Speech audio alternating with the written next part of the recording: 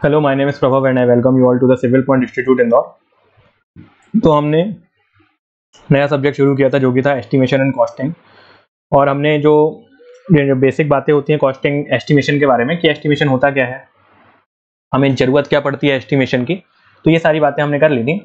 अब ये जो हमारा हमने शुरुआत कर दी थी हमारे टाइप्स ऑफ एस्टिमेट की भी, तो हमने उससे प्रिलिमिनरी एस्टिमेट देख लिया था। सेकंड जो हम बात करेंगे वो करेंगे डिटेल्ड एस्टिमेट के बारे में, और फिर मैं आपको एक बार क्विक रिकैप करा दूंगा, ठीक है। तो इसके पहले जो हमने बात की थी वो हमने क्या की थी, हमारी प्रिलिमिनरी एस्टिमेट के बारे में, तो जो भी उससे रिलेटेड चीज़ें थी वो हमने देख ली थी। सेकंड अब हम बात करेंगे डिटेल्ड एस्टिमेट के बारे में, ठीक है। तो जो हम बात करेंगे वो करेंगे डिटेल्ड एस्टिमेट के बारे में। तो क्या होता है डिटेल्ड एस्टिमेट, किस तरीके से हम बनाते हैं, क्या क्या चीज़ें उसके अंदर होती हैं, क्या क्या चीज़ें हमको उसके अंदर इंक्लूड करना होता है, तो ये सब चीज़ें हम देखेंगे। Detailed estimate,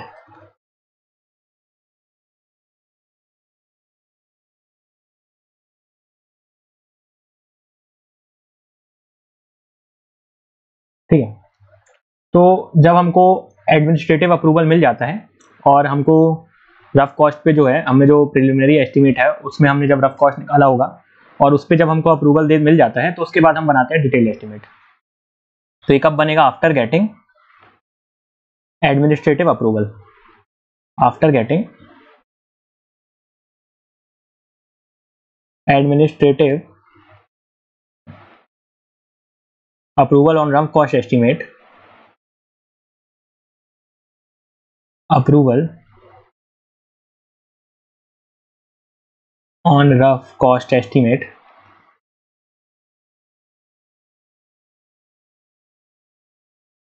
detailed estimate are prepared. Detailed estimate are prepared.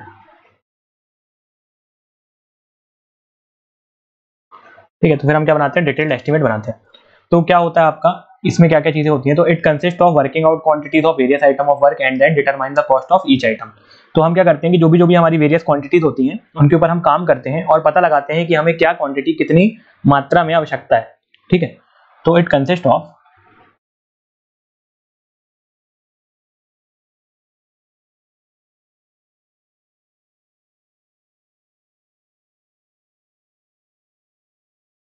it consists of working out quantities, consist of working out quantities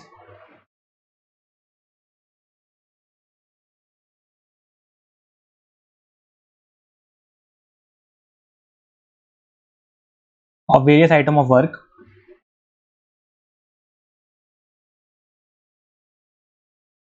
of various item of work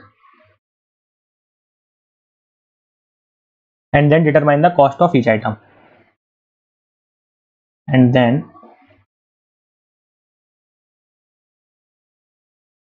determine the cost of each item. इसका मतलब क्या होगा कि जब हम detail estimate बनाते हैं तो पहले तो हम पता लगाते हैं कि क्या क्वांटिटी हमें कितनी जरूरत है, और उसके बाद उसकी कॉस्ट के बारे में भी हम पता लगाते हैं, ठीक है। तो डिटेल एस्टिमेट में हमारी सारी चीजें क्या रहती हैं, इंक्लूड रहती हैं। इसमें एक हमको टेक्निकल सैंक्शन भी देना होता है, ठीक है। टेक्निकल सैंक्शन का मतलब कि आपका जो डिजाइन, जो भी आपका जो प्लान है या जो भी आप बनाना चाह रहे हो वो अप्रूव हो चुका है, तो उसे हम बोलते हैं टेक्निकल सैंक्शन, ठीक है। तो technical sanction is given on detailed estimate. इसका मतलब ये हुआ कि जब आपने मान लीजिए प्लान बनाया है ना, कि आपको कोई चीज बनानी है, तो पहले आपने उसका रफ एस्टिमेट किया, अप्रूवल लिया, फिर आप अपना डिटेल्ड एस्टिमेट जब सबमिट करोगे, और जब वो डिटेल्ड एस्टिमेट आपकी जिसका भी आप काम कर रहे हो उसे सही लगेगा, तो वो आपको क्या देगा, टेक्निकल सैंक्शन, यानी सैंक्शन कर देगा, उसको ओके कर देगा। तो वो किसके बात करेगा, जब आप उसको डिटेल्ड एस्टिमेट दोगे तभी वो आपके काम को ओके करेगा कि हाँ आप आगे बढ़ सकते हो जो भी आपका प्रपोज प्लान है उसको लेकर, ठीक है। तो टेक्निकल सैंक्शन का मतलब यही होता है कि आपका जो ओके है, मतलब आगे आप जा सकते हो, आपका जो एस्टिमेट है उसके हिसाब से अब आगे आप बढ़ सकते हो। जो आपका रफ एस्टिमेट है उसमें आपको अप्रूवल मिलेगा कि आप आगे डिटेल एस्टिमेट बनाइए, और जब आपने डिटेल एस्टिमेट बनाया तो अगर वो सब सही बैठा तो उसके बाद आपको मिल जाता है टेक्निकल सैंक्शन, ठीक है। काफी लंबी प्रोसेस होती है, अपन को लगता है काफी आसान है, पर ये बहुत लंबी प्रोसेस होती है इन सब चीजों, ठीक। तो अब डिटेल्ड एस्टिमेट में क्या क्या चीजें होती हैं, ठीक है, ये थोड़ा सा आप ध्यान में रखिएगा। तो डिटेल्ड एस्टिमेट कंसिस्ट ऑफ, जो आपका डिटेल एस्टिमेट होता है उसमें क्या क्या चीजें होती हैं। डिटेल एस्टिमेट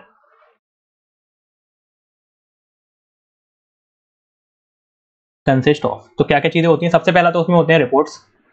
सबसे पहली चीज जो होती है उसमें होती है रिपोर्ट। ठीक है, रिपोर्ट का क्या मतलब होता है?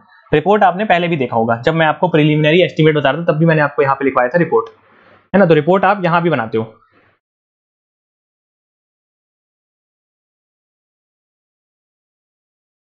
ठीक है, तो पहली चीज जो आप यहाँ बनाओगे वो क्या बनाओगे? रिपोर्ट। ठीक है, कि क्या क्या आपको बनाना है, कैसे बनाना है। तो पहला आपका रहेगा रिपोर्ट। रिपोर्ट बनाने के बाद मैंने आपको बताया था स्पेसिफिकेशन, तो दूसरा आपको क्या देना पड़ता है? स्पेसिफिकेशंस। ठीक है, दूसरी चीज जो आपको मैंने अलग से बताया था स्पेसिफिकेशन क्या होता है, तो वो आपके डिटेल्ड एस्टिमेशन के अंदर ही आता है स्पेसिफिकेशन। फिर तीसरी चीज जो आप प्रोवाइड करते हो वो detailed drawing showing plans of different section की और इंडेक्स प्लान। तो जो भी आपकी डिटेल्ड ड्राइंग होती है उसका भी आपको जरूरत पड़ती है इसमें, डिटेल्ड ड्राइंग। और चौथा आपका होता है कि जो भी डिजाइन डेटा है और आपका जो भी कैलकुलेशन है कि आपने कितना क्वांटिटी ऑफ वर्क कर रहे हो, तो आप किस तरीके से आपने कैलकुलेशंस वगैरह की हैं, कैसे क्वांटिटी वगैरह निकाली है, तो ये सब भी आपको दिखाना पड़ता है। तो डिजाइन डाटा एंड कैलकुलेशन, तो ये सारी चीजें आपकी इंक्लूडेड होती हैं किसमें? डिटेल्ड एस्टिमेट में, डिजाइन डेटा एंड कैलकुलेशन। और last but not the least आपका रेट्स, है ना? ये तो सबसे इंपॉर्टेंट है ना। तो रेट्स आपके जो लगे हुए हैं, रेट्स अडॉप्टेड, कितना कितना किस चीज में पैसा लग रहा है वो भी तो आपको बताना पड़ेगा ना। आखिरी में तो आप ये बताओगे किस चीज में कितना पैसा लग रहा है, तो आपके जो रेट्स एस्टिमेट्स होंगे वो सब भी आपको बताना पड़ेगा। ठीक है, तो पहला तो आपको रिपोर्ट सबमिट करनी होगी, specification, detail drawing, design data और rates adopted in the estimation.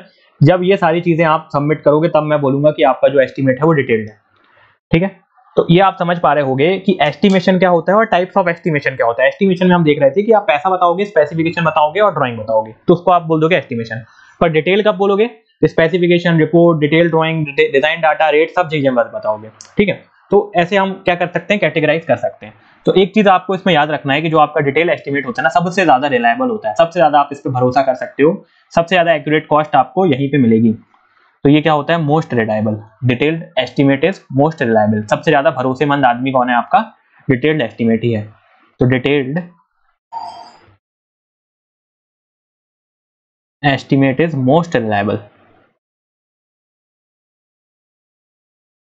ठीक है, क्या है ये? बहुत ज्यादा रिलायबल है। ठीक है, ये बात भी आपको यहाँ पे याद रखनी है। ठीक, उसके बाद आप जब डिटेल्ड एस्टिमेट बनाते हो तो आप डिटेल्स ऑफ मेजरमेंट और कैलकुलेशन बताते हो कि जो भी आपने मेजरमेंट किए हैं तो उनके डिटेल्स के बारे में बताते हो। फिर आपका एक एब्स्ट्रैक्ट होता है इसमें, है ना? तो दो चीजें होती हैं इसमें। ठीक है, क्या क्या चीजें होती हैं? जो डिटेल्ड एस्टिमेट होता है ये सारी चीजें तो कवर करते ही करते हो, लेकिन जब आप उसको बनाते हो तो आप एक पूरा बॉक्स बनाते हो ऐसे। ठीक है, उसमें आपका यहाँ पे SNO होता है।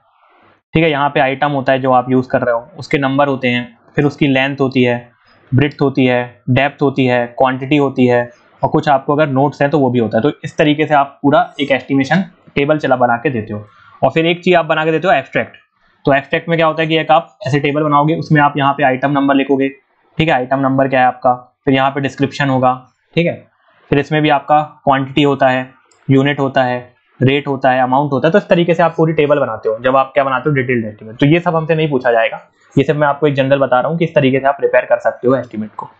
ठीक है, तो बहुत ज्यादा डिटेल में आपको ये एस्टिमेट बनाना होता है और बहुत ज्यादा आपको जो क्वांटिटीज है उसमें काम करना पड़ता है और एक्चुअल कॉस्ट को निकालकर आपको यहाँ पे पुट करना पड़ता है। तो काफी टाइम लगता है डिटेल्ड एस्टिमेट बनाने में, काफी टाइम लगता है। और जब आप डिटेल्ड एस्टिमेट के बेसिस पे ही क्या करते हो, फिर बिड वगैरह भी करते हो आप। चलिए, उसके बाद आता है आपका रिवाइज्ड एस्टिमेट। ठीक है, तीसरे नंबर पे जो एस्टिमेट इंपॉर्टेंट है हमारे लिए वो है रिवाइज्ड एस्टिमेट। Revised estimate. तो रिवाइज्ड एस्टिमेट का क्या मतलब है? रिवाइज्ड एस्टिमेट का मतलब ये है कि जो आपने एस्टिमेट किया ना वो फेल हो गया। आपने मान के चला था कि आपका घर 50 लाख में बन जाएगा और आपके घर को बनाने में, मतलब आपने मान के चला था कि घर आप टोटल 50 लाख का बनाओगे। ठीक है, इनिशियल में जब आप एक्सकवेशन करोगे तो आपको मान के चलिए 5 लाख लगेगा, और एक्सकवेशन करते टाइम पे ही आपको कितना लग गया? 6 लाख लग गया। तो यहीं पे आपका जो एस्टिमेशन है वो क्या हो जाएगा? फेल हो जाएगा। आपको रिवाइज करना पड़ेगा अपना एस्टिमेशन। आपने जो कॉस्टिंग ली है वो गलत ले ली है। तो जब आपका जो कॉस्ट है ना वो ज्यादा हो जाता है, जितना आपने सोचा था उससे ज्यादा जब कॉस्ट हो जाता है, तब हमको क्या बनाना पड़ता है? रिवाइज्ड एस्टिमेट बन जाता है। कब बनाते हैं हम? जो आपका सैंक्शन एस्टिमेट है ना, जब जितना आपने सैंक्शन करवाया था, मान लीजिए आप 500 करोड़ की आप रोड बना रहे हो, तो गवर्नमेंट ने आपको 500 करोड़ दिए थे, पर आपका खर्चा कितना हो रहा है? 505। अब आपका 505 करोड़ रुपए खर्चा होने लगा है। 505 या 502 0.5। ठीक है, तो आपको क्या करना पड़ेगा, रिवाइज एस्टिमेट बनाना पड़ेगा जब आपका खर्चा ज्यादा होने लगा हो जो आपका एस्टिमेशन था उससे। ठीक, तो when the sanction estimate exceeds by 5%, when the sanction estimate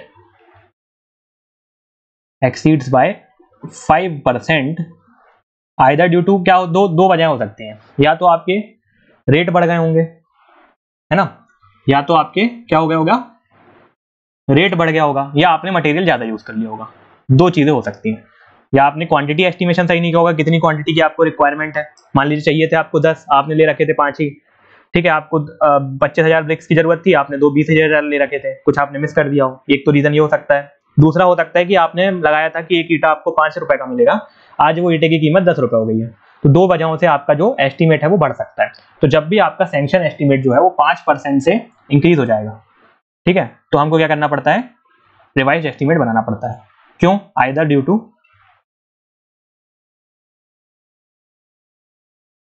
rate being found insufficient और due to some other reasons. ठीक है, या तो आपका क्या होगा, either due to increase in rate of materials और wrong calculations of material.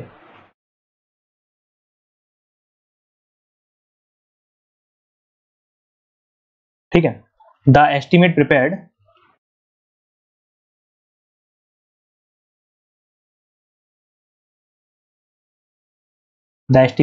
is called revised estimate, is called revised estimate। ठीक है, तो आपने जो एस्टिमेट प्रिपेयर किया होगा उसी को हम क्या बोलते हैं, रिवाइज एस्टिमेट बोलते हैं। ठीक, एक आपको साथ ही साथ क्या प्रोवाइड करना पड़ता है, कंपैरेटिव स्टेटमेंट भी प्रोवाइड करना पड़ता है, सीएस शीट प्रोवाइड करनी पड़ती है। A comparative statement is provided, a comparative statement, एक कंपैरेटिव स्टेटमेंट आपको प्रोवाइड करना पड़ता है last page of the estimate के, on last page of estimate giving reason of increase of cost, किस वजह से आपका जो पैसा है वो बढ़ गया है, ये आपको रीजन बताना पड़ता है। जब आप रिवाइज एस्टिमेट बनाते हो तो आपको लास्ट पेज में एक सीएस देना पड़ता है, कंपैरेटिव स्टेटमेंट देना पड़ता है कि किस वजह से आपका रीजन आपको देना पड़ता है किस वजह से आपका जो कॉस्ट है वो इंक्रीज हुआ है। ठीक है, तो ये आपका हो जाता है रिवाइज एस्टिमेट। ठीक है, मेनली मटेरियल वगैरह डेविएशन हो जाता है जब आपका, उसी के लिए होता है। ठीक है, जब आपका क्या हो जाता है, मटेरियल में डेविएशन आ जाता है, कुछ मटेरियल डेविएशन हो जाता है, तो हमको क्या करना पड़ता है, रिवाइज एस्टिमेट प्रिपेयर करना होता है। ये कहीं पे क्वेश्चन पूछा हुआ है कि जब आपका मटेरियल डेविएशन होता है तो कौन सा एस्टिमेट आप बनाते हो। ठीक, ये आपका हो गया रिवाइज एस्टिमेट। फिर एक होता है आपका एनुअल रिपेयर एस्टिमेट। ठीक है, एनुअल रिपेयर एस्टिमेट,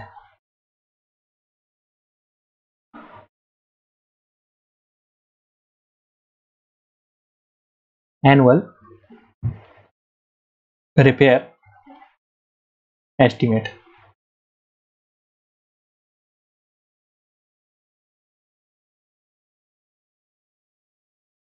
तो अगर एनुअल रिपेयर एस्टिमेट की बात करें तो आपकी जो बिल्डिंग है या जो रोड है उनको परफेक्ट कंडीशन में रखना है तो कुछ ना कुछ उसका रिपेयरिंग करनी पड़ेगी आपको। अगर आप अपने घर की बात करो तो 5 से 10 साल, 2 से 3 साल बाद ही आपकी जो बिल्डिंग है वो खराब होने लगती है। तो उसको अपनी सही पोजीशन पर रखने के लिए, सही उसको रखने के लिए हमें क्या करना पड़ता है, रिपेयरिंग करनी पड़ती है ना। तो उसके लिए भी हमको एस्टिमेट बनाकर रखना पड़ता है। खैर अपन नहीं बनाते हैं पर हमको उसके लिए भी बनाकर रखना चाहिए। ठीक है, तो in order to keep building and roads in perfect condition, annual repair should be carried out। Annual repair हमको उसके लिए क्या करना पड़ता है, उसको एनुअली रिपेयर करना पड़ता है ताकि वो अपनी सही शेप, साइज और पोजीशन पर बने रहे। Annual repair should be carried out.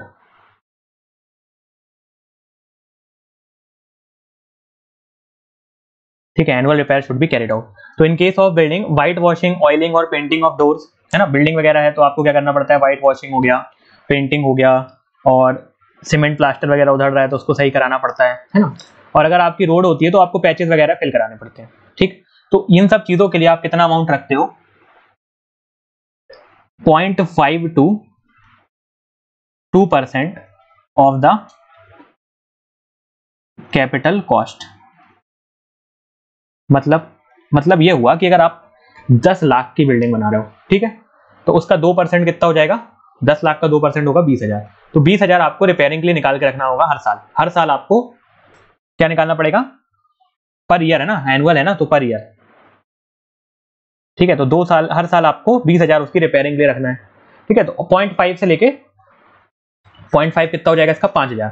तो 5,000 से लेके 20,000 तक आपको रखना पड़ेगा उसकी रिपेयरिंग और मेंटेनेंस के लिए। ठीक है, मेंटेनेंस के लिए नहीं, सिर्फ रिपेयरिंग के लिए। किसके लिए, सिर्फ और सिर्फ रिपेयरिंग के लिए। ठीक है, मेंटेनेंस ही बोल सकते हो खैर आप इसको। ठीक है,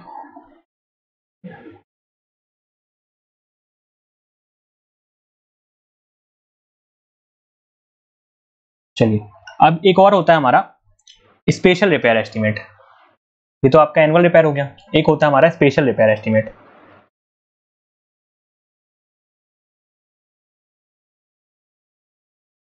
special repair estimate.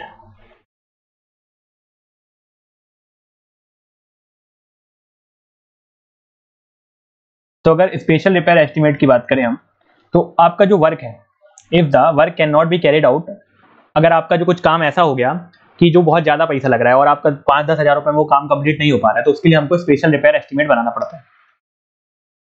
If the work can not be carried out, can not be carried out of the annual repair funds, of the annual repair funds due to certain reason, due to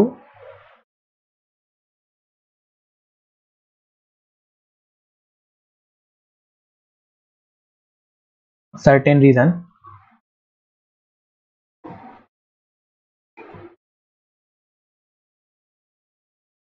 the special repair estimate is prepared।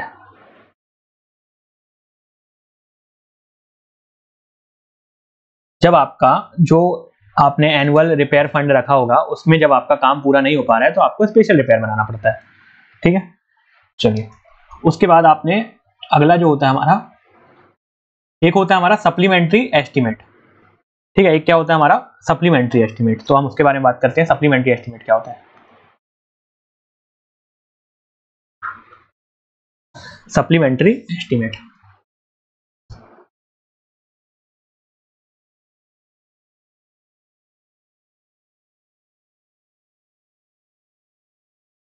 देखिए, आप अपना घर बनवा रहे थे, ठीक है, और घर का कॉस्ट आ रहा था 50 लाख, या चलिए 20 लाख का आप घर बनवा रहे थे। ठीक है, उस घर में आपने टेरेस गार्डन नहीं रखा हुआ था, फिर आखिरी में आपको लगा कि मेरे को टेरेस गार्डन भी बनवाना है, और एस्टीमेट वगैरह सब बन गया था। आपको बाद में लगा कि नहीं, अब मैं एक टेरेस गार्डन भी बनवा लूंगा साथ में। तो बाद में आपको अलग से टेरेस गार्डन के लिए क्या देना पड़ेगा, एस्टीमेट देना पड़ेगा, उसे हम बोलेंगे सप्लीमेंट्री एस्टीमेट। या मान के चलिए पहले आप घर बनवा रहे थे, सिर्फ आप पहले घर बना रहे थे, फिर आपको लगा कि यार बाजू वाली जो जमीन है वो भी मेरी ही है, वहां पे मैं क्या बनवा लेता हूँ, गराज बनवा लेता हूँ। तो वो गराज के लिए वो आपको क्या देना पड़ेगा, अलग से एक एस्टीमेट बनाना पड़ेगा, उसे हम बोलते हैं सप्लीमेंट्री एस्टीमेट। जब आप कोई नया काम कराना चाह रहे हो जो आपके पहले एस्टीमेट में इंक्लूडेड नहीं था, तो उस नए काम के लिए आपको एक अलग से एस्टीमेट प्रिपेयर करना पड़ता है, और उसी नए एस्टीमेट को जो प्रिपेयर कर रहे होते हैं हम उसी को हम बोलते हैं सप्लीमेंट्री एस्टीमेट। अब ऐसा नहीं होगा कि आप एक बिल्डिंग बनवा रहे थे तो बाजू में आप दूसरी बिल्डिंग बनवाने लगे, तो उसके लिए तो अपना अलग एस्टीमेट बनेगा। अगर कोई मिलता जुलता काम आप करवा रहे हो, जो आपका अभी काम चल रहा है उसी से कुछ रिलेटेड छोटा काम है, कि पहले आप 4 बाथरूम बनवा रहे थे, आप 5वां बनवा रहे हो, तो 5वें के लिए हमने अलग से एस्टीमेट बनवा दिया। ठीक है, पहले आप 2 कमरे बनवा रहे थे, छत में एक आप एक कमरा और एक्स्ट्रा बनवा रहे हो, तो उसके लिए हमने अलग से एस्टीमेट बना दी। तो मतलब कुछ एडिशनल काम आप करवाना चाह रहे हो जो आपका काम चल रहा है उसी से रिलेटेड। ऐसा नहीं कि पहले आप एक बंगला बनवा रहे थे, आप बोल रहे हो एक और बनवा देता हूँ, उसी में सप्लीमेंट्री एस्टीमेट दे दूंगा, तब आपको नए बंगले के लिए नया एस्टीमेट बनाना पड़ेगा। ठीक, समझ में आया होगा आपको।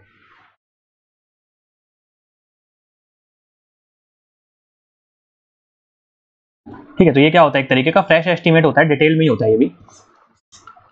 This is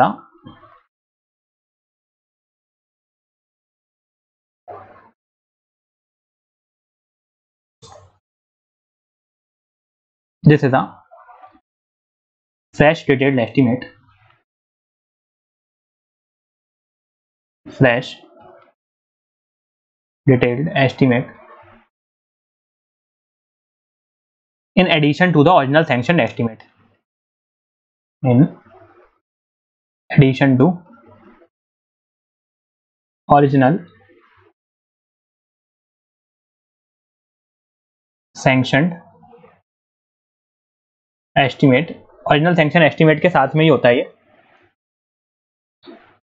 in addition to original sanction estimate when additional work are deemed necessary during the progress of work, when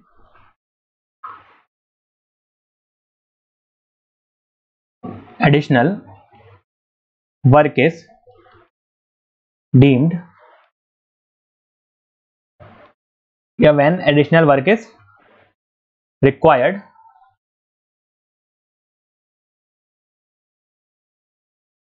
during the progress of work, मतलब कुछ वो काम जो आप कर रहे हो उसके साथ साथ आप कुछ एक एडिशनल काम भी और साथ में करवाना है, तो उसके लिए हम क्या बनाते हैं, सप्लीमेंट्री एस्टीमेट बनवाते हैं। ठीक है, ठीक है, तो ये मैंने आपको काफी डिटेल में ही समझा दिया। ठीक, तो ये हमारे सारे टाइप्स ऑफ एस्टीमेट होते हैं। और एक और होता है आपका, ठीक है, इसमें क्या होता है आपका, इसमें आपका सप्लीमेंट्री और रिवाइज्ड दोनों मिला के होता है। ठीक है, सप्लीमेंट्री के साथ हम क्या कर देते हैं, रिवाइज भी कर देते हैं, तो सप्लीमेंट्री एंड रिवाइज्ड एस्टीमेट भी होता है, सप्लीमेंट्री एंड रिवाइज्ड एस्टीमेट। तो ये सारे आपके जितने भी टाइप्स ऑफ एस्टीमेट होते हैं वो यहाँ पे हो जाते हैं खत्म। ठीक है, तो यहाँ पे आपकी जो बेसिक बातें थी एस्टीमेट के रिलेटेड, क्या टाइप्स होते हैं, क्या चीजें होती है, ये खत्म हो गई। अब जो हमारे सीधे सीधे क्वेश्चन ऐसे हो जो एग्जाम में आते हैं, जैसे कुछ हमारी टेक्निकल टेबल्स होती हैं या कुछ चीजें जो सीधे सीधे एग्जाम में पूछी जाती हैं, उसके बारे में हम नेक्स्ट लेक्चर में बात करेंगे। ठीक है, इस लेक्चर में। और एक चीज मैं आपको और बता देता हूँ, ठीक है, और कुछ छोटी छोटी चीजें हैं, जैसे कि अगर मैं बात करूं कि अगर आपको कंप्लीट एस्टीमेट बनाना है तो उसमें क्या क्या चीजें आपकी होनी चाहिए, मतलब एक कंप्लीट एस्टीमेट के अंदर क्या क्या चीजें आपकी आनी चाहिए। ठीक है, तो अगर मैं बात कर रहा हूं कंप्लीट एस्टीमेट के बारे में,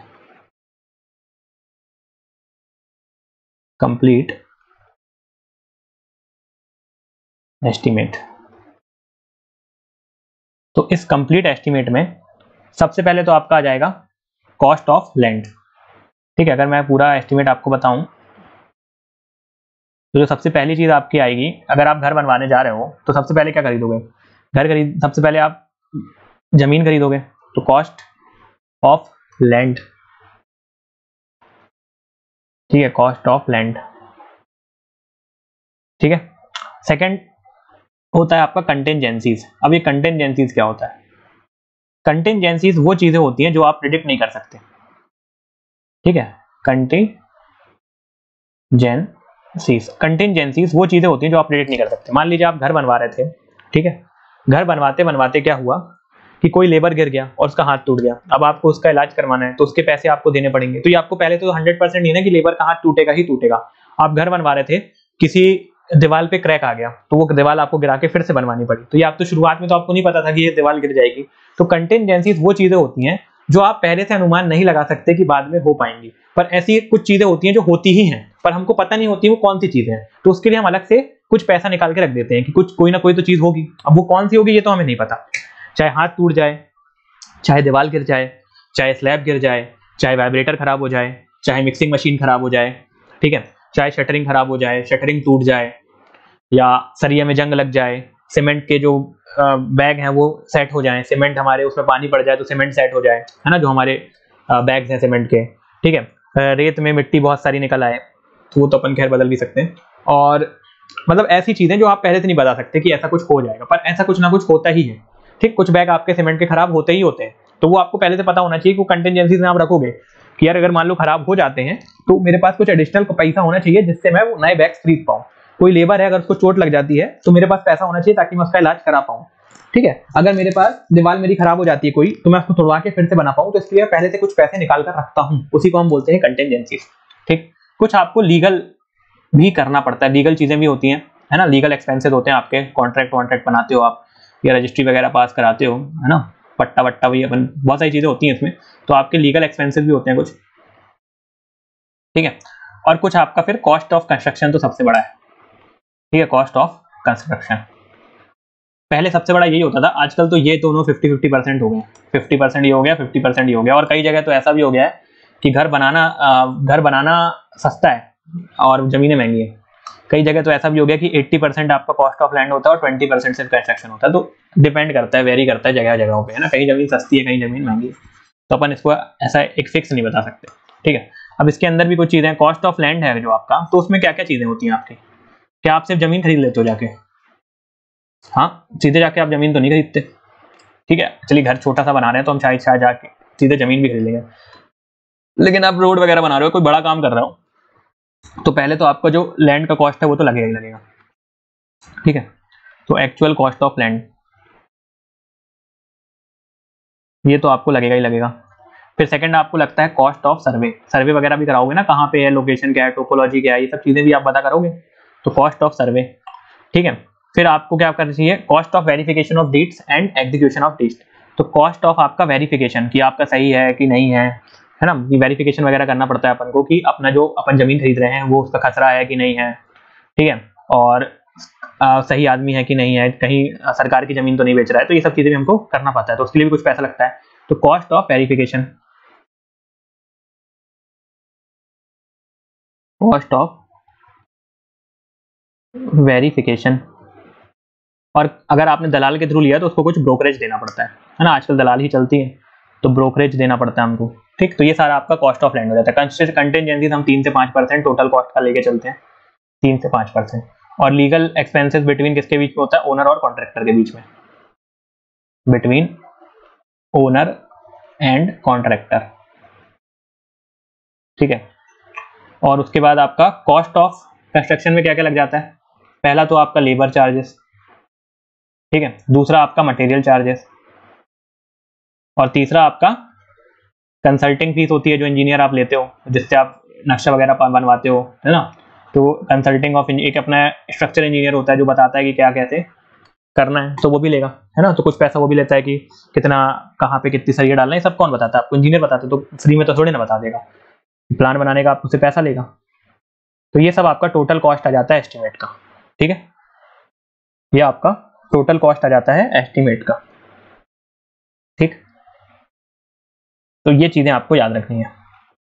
अब इसमें एक चीज आप और देख सकते हो कि जो आपका एस्टिमेट होता है ना, उसमें कौन कौन अपन को लगता है, ठीक है, कौन कौन हमको लगता है। तो अगर हम एस्टिमेट बना रहे हैं तो एस्टिमेट में हमको मेनली लगते हैं क्या, लेबर, है। तो लेबर भी हमारे कैसे होते हैं ये देखते हैं हम, बाकी कैरेज और मटेरियल भी लगता है। अगर आप एस्टिमेट बना रहे हो तो पहला तो आपको लगेगा लेबर, ठीक है। दूसरा आपको जो मेन इंपॉर्टेंट बता रहा हूँ ना, कैरेज कैसे लेके आओगे सामान वगैरह, कैरियर जो है आपका कैरेज, और तीसरा आपका मटेरियल। ये 3 चीज़ें इंपॉर्टेंट है, ये सबसे ज़्यादा इंपॉर्टेंट है, बाकी चीज़ें भी इंपॉर्टेंट है पर सबसे ज़्यादा चीज़ें यही इंपॉर्टेंट है। अगर मैं आपको लेबर की बात करूँ तो लेबर आपके कितने होते हैं, एक तो आपका होता है स्किल्ड लेबर, ठीक है, एक होता है स्किल्ड लेबर, और एक आपका होता है अनस्किल्ड लेबर। अगर स्किल्ड लेबर की बात करूं तो स्किल्ड लेबर में कौन कौन आ जाता है आपके, कारपेंटर, ठीक है, आपका ब्लैक स्मिथ, मेसन आ जाता है, आपका पेंटर आ जाता है, ठीक है। और अगर इन स्किल की बात करूं तो आपके कूलीज जो बाहर उठाते हैं इधर उधर रखते हैं, है ना, ढुआई करते हैं जो, और दूसरे होते हैं हमारे बिस्टीज। तो ये सारे आपके आ जाते हैं लेबर के अंदर, ठीक है, जनरल सा टॉपिक था, ठीक है। तो ये हमारी बात हो जाती है, टोटल जो भी एस्टिमेट से रिलेटेड इंपॉर्टेंट चीजें थी वो हमने यहाँ पे आप कवर कर ली। इसके बाद हम नेक्स्ट लेक्चर में इसके आगे की जो टेक्निकल चीजें होती हैं, कौन सी चीज जब हम एस्टिमेट बनाते हैं तो कैसे क्या क्या चीज का कितना परसेंट लेते हैं, वो सब चीजें बात करेंगे, एरियाज के वगैरह में बात करेंगे, यूनिट्स के वगैरह में बात करेंगे। तो मेनली चलिए अभी अगर इंपॉर्टेंस की दृष्टि से देखा जाए तो बहुत ज्यादा इंपॉर्टेंट नहीं था ये लेक्चर, पर आपका एक बेस बनाने के लिए बहुत ज्यादा इंपॉर्टेंट था। एग्जाम के पॉइंट ऑफ व्यू से तो उतना ज्यादा इंपॉर्टेंट नहीं था, पर अगर आपको बेस बनाना है अपना तो उसके लिए ये लेक्चर थोड़ा इंपॉर्टेंट था, ठीक। काफी सारी चीजें हमने यहाँ पे आज देखी। आज हमने जो शुरू किया वो हमने चैप्टर 1 था हमारा इंट्रोडक्शन, उसके बारे में हम बात कर रहे थे, और साथ ही साथ हमने टाइप्स ऑफ एस्टिमेट भी देखे, ठीक है। तो क्या क्या चीजें इसमें हमने देखी वो हम डिस्कस करते हैं, और क्या क्या चीजें आपको बिल्कुल नहीं भूलनी है वो चीजें भी हम डिस्कस करते हैं। सबसे पहले हमने बात की कि जो एस्टिमेशन होता है वो होता है process of finding probable cost. तो process of finding probable cost सिर्फ इतना याद रखना, अगर आप शॉर्ट नोट्स बना रहे हो साथ में या बनाते हो तो जो चीज़ें मैं हाईलाइट करता हूँ सिर्फ उतनी चीज़ें आप अपने शॉर्ट नोट्स में लिखा करो। अगर यहाँ पे आप हेडिंग डाल रहे हो, ठीक है, अगर आप जैसे एस्टिमेशन लिख रहे हो ऐसे, ठीक है, तो एस्टिमेशन लिखने के बाद आपको जो एक दो शब्द में आप समझा पाओ, प्रोबेबल कॉस्ट, बस इतना आप लिख लो, प्रोबेबल कॉस्ट ऑफ वर्क, बस इतना आपका आएगा एस्टिमेशन का डेफिनेशन। बस इससे अगर इतनी बात से आपको ना ये जितनी चीज़ें आपने पढ़ी सब आपको रिकॉल हो जानी चाहिए। ठीक है, एक अपन अलग से सेशन लाएंगे इसके लिए कि शॉर्ट नोट्स कैसे बनाते हैं और रिवीजन कैसे करते हैं। ठीक है, इसके लिए हम अलग से देखेंगे एक सेक्शन। तो process of calculation of quantities and cost of various item of work. ठीक है, क्या होता है ये प्रोसेस होता है आपका कैलकुलेशन ऑफ क्वांटिटीज, जितनी भी क्वांटिटी लगने वाली है और जो भी कॉस्ट होने वाला है उस काम को करने के लिए, उसका हम पता लगाते हैं एस्टिमेशन में। फिर हमारी क्या क्या चीज़ें इंपॉर्टेंट है, तो आपको ड्राइंग लगता है ना, डिटेल्ड स्पेसिफिकेशन लगता है, और आपको जो रेट्स होते हैं वो चाहिए होते हैं। बस ये तीन चीज़ें आपको चाहिए होती हैं। ठीक, उसके बाद हमने बात की थी नीड क्या जरूरत, तो हमको पता चलती है फिजिबिलिटी कि जो हम सोच रहे हैं वो हो भी सकता है कि नहीं हो सकता है, हमने सही पे अंदाजा लगाया है कि नहीं लगाया। 50 लाख की चीज़ को हम कहीं 5 लाख तो समझ के नहीं बैठे हैं, या बहुत ज़्यादा हमने सस्ता तो नहीं आंक लिया या महंगा तो नहीं आंक लिया, तो हमको फिजिबिलिटी पता चल जाती है कि इस कार्य को हम किए कर सकते हैं कि नहीं कर सकते हैं। तो हमको एस्टिमेट बनाने के बाद ही पता चलता है कि उस पर्टिकुलर काम को हम कंप्लीट कर सकते हैं, अन्यथा नहीं कर सकते। फिर एस्टिमेट जो है हमें टाइम के बारे में बता देता है, बहुत इंपॉर्टेंट है, टाइम के बारे में बता देता है। ठीक है, एस्टिमेट जो होता है अगर टेंडर और कोटेशन की हमको जरूर मंगाना है, टेंडर या कोटेशन भेजना है, तो उसके लिए भी हमको एस्टिमेशन, टेंडर और कोटेशन आप जानते होंगे, नहीं जानते हैं तो अलग से हमारा वैल्यूएशन में पूरा टेंडर और कोटेशन ही चलेगा, तो वहां पे अपन और चीज समझेंगे। फिर कितना खर्च होने वाला है ये भी हमको पता चल जाता है, और साथ ही साथ आपके पास पैसा पर्याप्त है कि नहीं है ये भी हमें पता चल जाता है।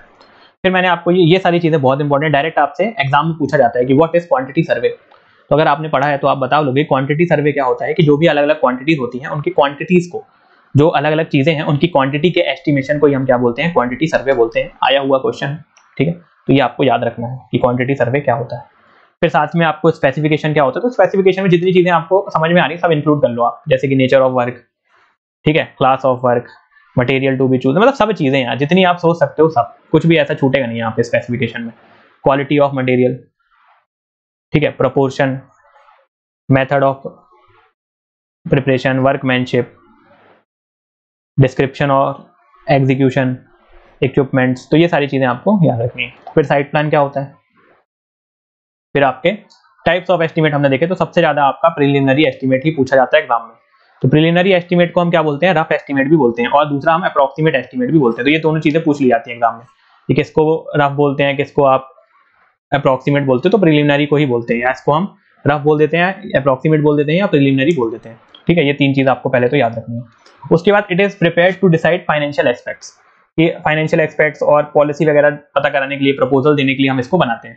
ठीक है, approximate estimate can be done with data obtained from construction of already, जो भी चीज हम पहले से बना चुके हैं उसकी मदद से हम क्या करते हैं, ये हमारा जो अप्रोक्सीमेट एस्टिमेट है उसका पता लगाते हैं। ठीक है, ऑब्टेन्ड फ्रॉम ऑलरेडी कंस्ट्रक्टेड या completed recent construction in the area, उसी एरिया में। ऐसा नहीं कि आप बना रहे हो आप कहाँ पे, भोपाल में, या बना रहे हो आप इंदौर में, और आप पता कहाँ का लेकर के आ गए हो, न्यूयॉर्क का, है ना, वहां का आप पता लगा के लेके आओगे रेट, या आप भोपाल में बना रहे हो और आप दिल्ली के रेट चला रहे हो, नहीं, उसी पर्टिकुलर एरिया पे जो रेट चल रहा है उसके हिसाब से हम करते हैं। ठीक है, तो इसके फिर फर्दर क्लासिफिकेशन बहुत ज्यादा इंपॉर्टेंट है, ये फर्दर क्लासिफिकेशन काफी पूछा जाता है, और इसके न्यूमेरिकल्स आते हैं, है ना, तो इसके हम न्यूमेरिकल भी देख लेंगे एक आध, मेनली जो आते हैं इसके न्यूमेरिकल्स आते हैं।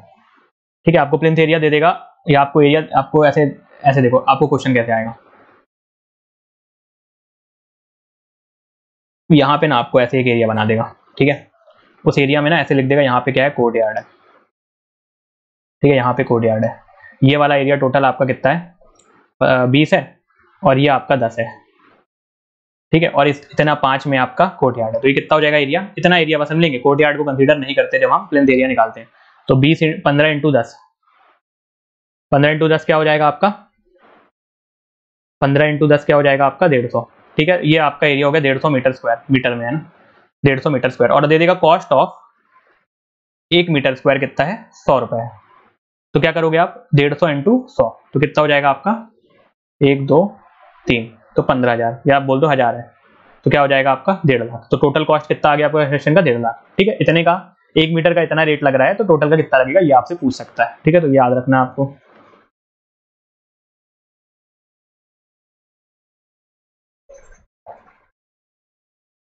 ठीक, तो सबसे पहले आपका प्लेन्थ एरिया काफी इंपॉर्टेंट है, काफी पूछे जाते हैं।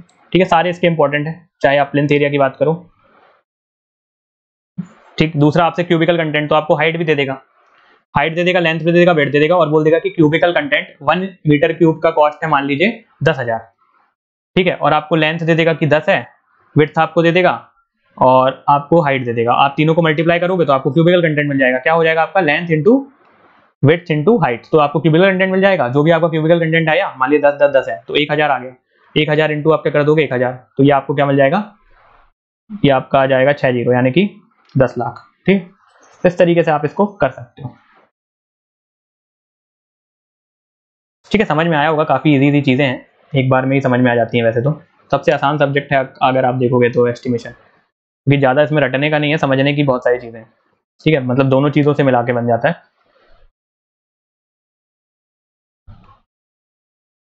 ठीक है, तो ये आपकी हाइट होती है, तो इसमें आप मल्टीप्लाई कर देते हो हाइट।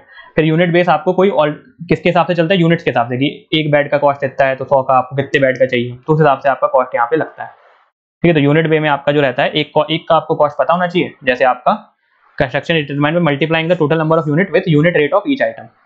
एक आइटम का हमको यूनिट रेट पता है तो हम उसको मल्टीप्लाई कर देंगे टोटल नंबर ऑफ यूनिट से, तो हमको टोटल मिल जाएगा। जैसे मैं बोलूँ कि एक बेड का बनाने का खर्चा 1 लाख है, तो 100 बेड को बनाने का खर्चा 1 करोड़ हो जाएगा। तो इस तरीके से आप, ये आपका जो हॉस्पिटल होता है उसके लिए बेड होता है, और जो आपका स्कूल वगैरह होते हैं उसके लिए स्टूडेंट होते हैं। ठीक है, तो ये भी आपको याद रखना है। ठीक, फिर डॉक्यूमेंट्स आपको क्या क्या अटैच करने पड़ते हैं प्रीलिमिनरी के, तो ये भी आप एक बार बस नजर मार लेना, इतना ज्यादा ऐसा इंपॉर्टेंट नहीं है।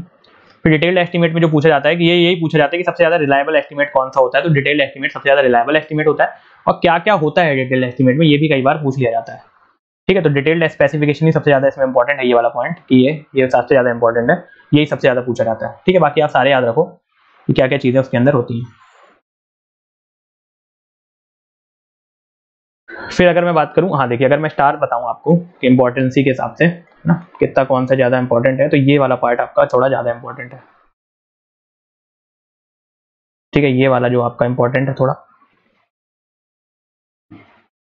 और उसमें भी सबसे ज्यादा इंपॉर्टेंट बताऊंगा तो ये आपका प्लिंथ एरिया वाला है ना, ये सबसे ज्यादा इंपॉर्टेंट है।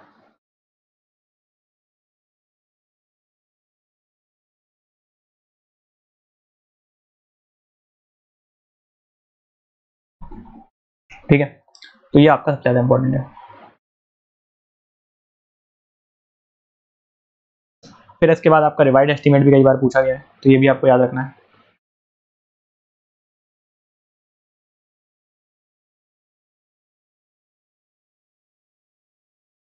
तो आपका जब सैंक्शन एस्टीमेट कितने परसेंट से इंक्रीज हो जाए, ये पॉइंट बस 5% जब इंक्रीज हो जाए तो आपको क्या बनाना पड़ता है? रिवाइज एस्टीमेट बनाना पड़ता है। ठीक है, तो either due to increase in rate of material और रॉन्ग कैलकुलेशन ऑफ मटेरियल। ठीक है, इसकी वजह से आपका, या तो आपका जो मटेरियल है उसमें क्या आ जाता है? डेविएशन आ जाता है, तो उसकी वजह से आपको चाहिए होता है।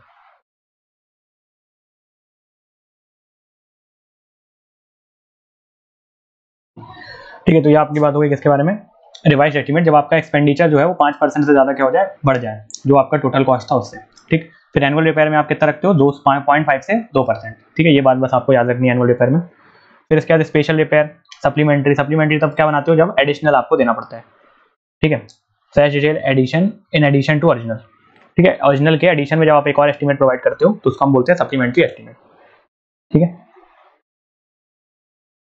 उसके बाद आता है आपका सप्लीमेंट्री एंड रिवाइज्ड।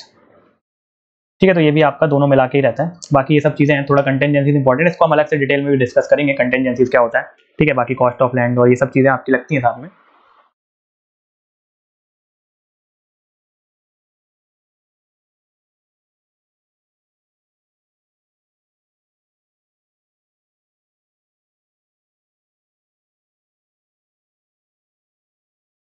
ठीक है, तो ये आपके एस्टिमेट की पूरी बात हो जाती है।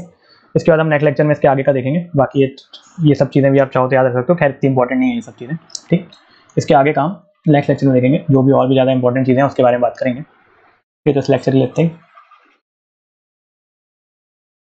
Thank you.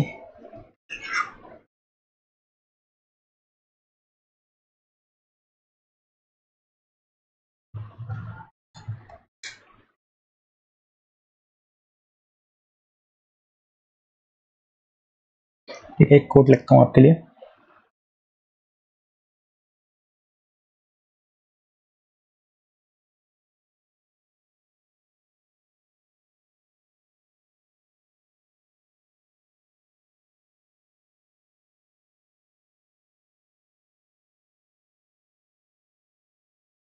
ठीक है, जब तक आप कोई काम कंप्लीट नहीं कर लेते हो तब तक वो इम्पॉसिबल ही लगता है। किसने कहा था ये? Nelson Mandela. It always seems impossible until it's done। ठीक है, इसलिए कीप ट्राइंग।